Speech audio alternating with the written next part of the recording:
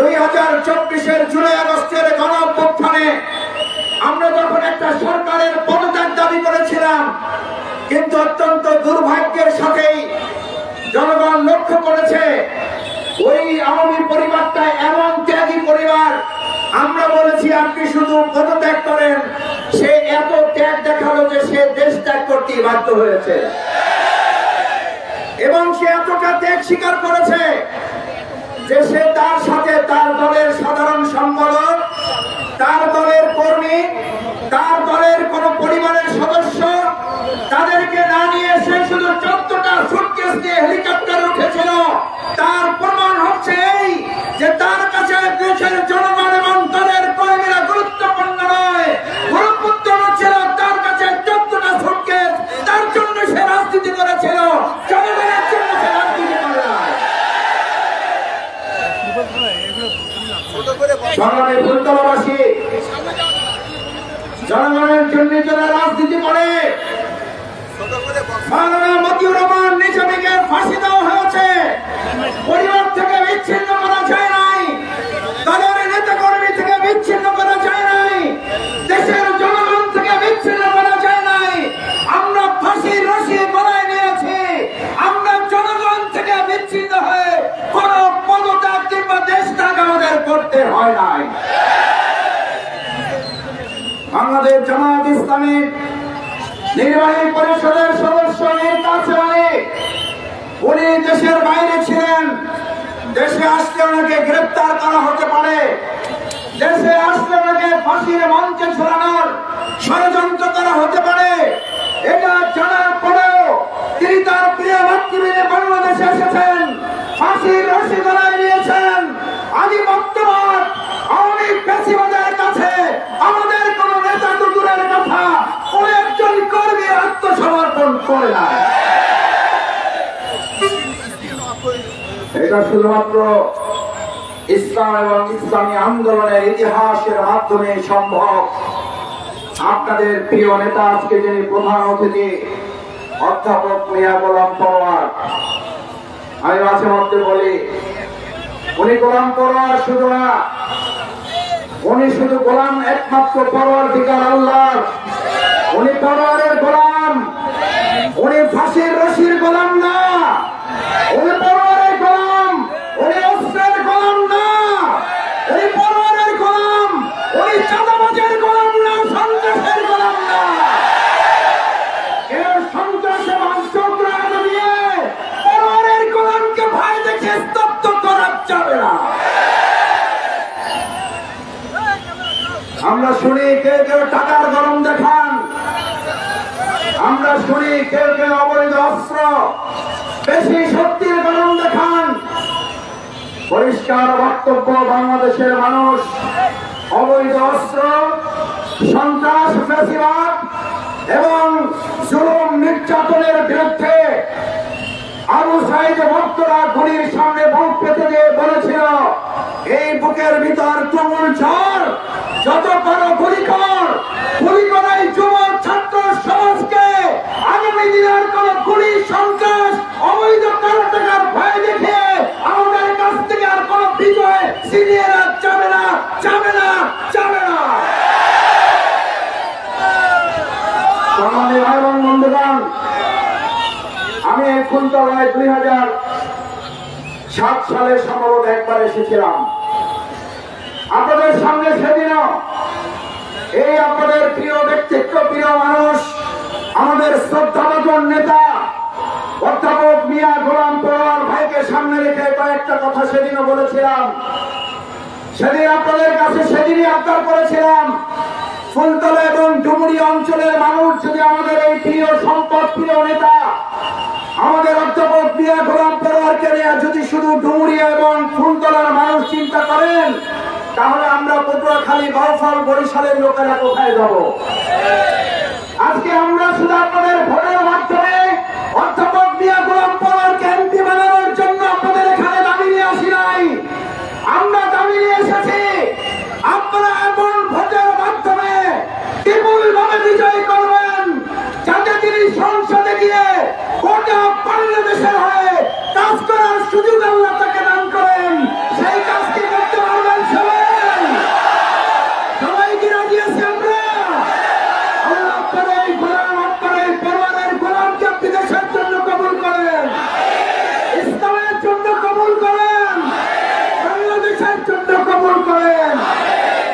সম্মানিত ভাই এবং বন্ধুগণ, তৃতীয় যে কথাটি আপনাদের কাছে বিশেষভাবে অনুরোধ রাখতে চাই, বাংলাদেশ জামাত ইসলামী ক্ষমতায় যেতে চায় না, বাংলাদেশ জামাত ইসলামী ইসলামকে ক্ষমতায় নিতে চায়।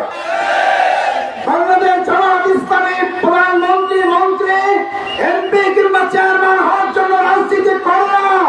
আমরা রাজনীতি করে দেশের মানুষের সেবায় নিয়োজিত করে একজন খাদেম এবং সেবক হিসাবে নিজেকে নিয়োজিত করার জন্য। সেই জন্য কেউ কেউ যখন আমাদেরকে বলেন বাংলাদেশ জামাত ইসলামীকে আর মাথায় উঠতে দেওয়া যাবে না, আমরা বলি আপনি আমাদের উপকারী করেছেন, আপনি উপকারী করেছেন। আপনার এই বক্তব্যের মাধ্যমে আপনার দলের কিছু লোকেরা আমার মন বলে আমাদেরকে ভোট দেওয়ার সিদ্ধান্ত গ্রহণ করে ফেলেছে। কারণ আপনি আমাদেরকে মাথায় উঠতে না দিয়ে আমাদেরকে অনেক ভালো পরামর্শ দিয়েছেন, আর প্রমাণ হয়েছে আপনারা আমাদেরকে মাথা থেকে নামায় আপনারা জনগণের মাথায় উঠবেন এবং কাঁঠাল হয়ে আবার খাইতে চাচ্ছে। মাথায় উঠে এবং কাঁঠাল ভাঙার রাজনীতি বাংলাদেশে 2024-এর 16 আগস্টের গণঅভ্যুত্থানে কবর রচনা হয়েছে। বাংলাদেশ জামাত ইসলামী জনগণের মাথায় উঠবে না। 2025 সালের পর 26-এ যে নির্বাচন হবে, বাংলাদেশ জামাত ইসলামী জনগণকে মাথায় করে নিয়ে ইসলামকে আমরা ক্ষমতায় তুলে দেব।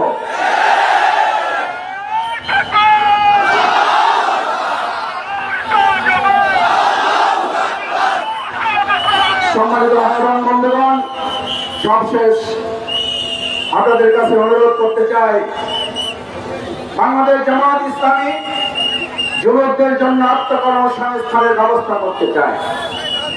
চাকরি দিয়ে আপনি সব সমস্যার সমাধান করতে পারবেন কিনা? আমি মাঝে মধ্যে, আমরা ছোট মানুষ, এলাকায় যাই। বাংলাদেশ জামাত ইসলামী আমাদেরকে এলাকায় কাজ করার জন্য নির্দেশ দিয়েছে।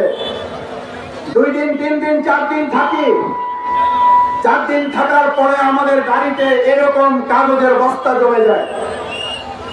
বিশ্বাস করুন, সব কেন নষ্ট না হয় আল্লাহকে সাক্ষী রেখে বলছি, এমন কাগজের বস্তা যখন জমা নিয়ে গাড়ি থেকে ঢাকায় ফিরে আসি, গাড়িতে আস্তে আস্তে ভাবি, আল্লাহ, এত তরুণ যুবক শিক্ষিত বেকার, এদের কর্মসংস্থানের ব্যাপার আমি শফিকুল ইসলাম মাসুদ, আব্দুর রহিম, আব্দুল জব্বার, আব্দুল করিমের পক্ষে ততক্ষণ সম্ভব হবে না যতক্ষণ পর্যন্ত আল্লাহ আপনার বিধান এই সমাজে কার্যকর না হবে। যে বিধানের কথা আল্লাহ ঘোষণা করে বলেছেন, বিসমিল্লাহির রহমানির রহিম, ওয়া মান ইয়াত্তাকিল্লাহ ইয়াজআল লাহু মাখরাজান ওয়া ইয়ারযুকহু মিন হাইসু লা ইয়াহতাসিব। আল্লাহ বলেন, যখন আল্লাহওয়ালা কিছু মানুষেরা, খোদাভীরু কিছু মানুষেরা এই সমাজ এবং রাষ্ট্র বিনির্মাণের কার্যক্রমে তারা ভূমিকা পালন করবে, আল্লাহওয়ালা খোদাভীরু মানুষের হাতে নেতৃত্ব তুলে দেওয়া হবে।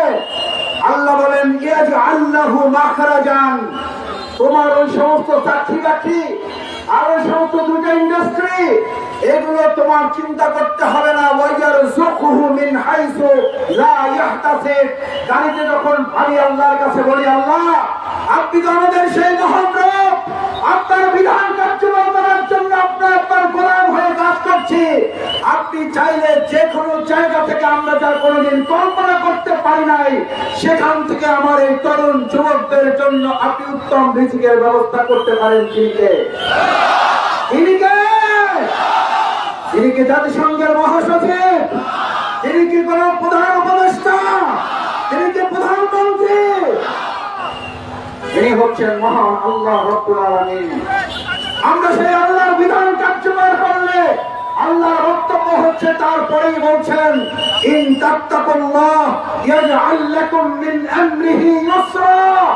আল্লাহকে ভয় করে তোমরা কাজ করো, আমি আল্লাহ দুনিয়ার সমস্ত কাজ তোমাদের জন্য সহজ করে দেব। বাংলাদেশ জামাত ইসলামী এটা বলে না, এটা অহংকারের পর্যায়ে পড়ে অধ্যাপক মিয়া গোলাম করার সব সমস্যার সমাধান করে দিতে পারে। শফিকুল ইসলাম মাসুদ, মাওলানা রফিকুল ইসলাম খান সব সমস্যার সমাধান করে দিতে পারে। আমরা বলি সব সমস্যার সমাধান, সব সমস্যার সমাধান, সব সমস্যার সমাধান বাংলাদেশ জামাত ইসলামী আমি আমার বাপের কথা বলে এখানে ভোট চাইতে আসি নাই। বাংলাদেশ জামাত ইসলামী আমরা কোন নেতার কথা বলে ভোট চাইতে আসি নাই। বাংলাদেশ জামাত ইসলামী তাদের তৈরি করা গঠনতন্ত্র কোন মতবাদের ভিত্তিতে ভোট চাইতে আসে নাই। বাংলাদেশ জামাত ইসলামী ভোট চাইতে এসেছে সব সমস্যার সমাধান। আসুন বাংলাদেশ জামাত ইসলামীর মতো করে আপনি আপনারা যারা আছেন তারাও যদি আরো সাথে কারে কাজ নিয়ে কাজ করতে আমরা কি প্রস্তুত আছি না নাই? আসুন সেই কোরআনে হচ্ছে সমাধান। যেই কোরআন জাহিলি মদিনাকে সোনার মদিনা করেছিল, ওই কোরআনকে সামনে রেখে বাংলাদেশ জামাত ইসলামী যদি কাজ করে তাহলে এই ফুলতলা সোনার ফুলতলা হবে না? হবে না? এই ডুমুরিয়া সোনার ডুমুরিয়া হবে না? হবে না? আমার প্রিয় মাতৃভূমি বাংলাদেশ সোনার বাংলা হবে কিনা? হবে না? সেই কোরআনের আলোকে সোনার বাংলা বিনির্মাণের জন্য কারা রাজি আছেন? কারা রাজি আছেন? আমাকে দাখিল করে দিয়েন। আসসালামু আলাইকুম ওয়া রাহমাতুল্লাহি।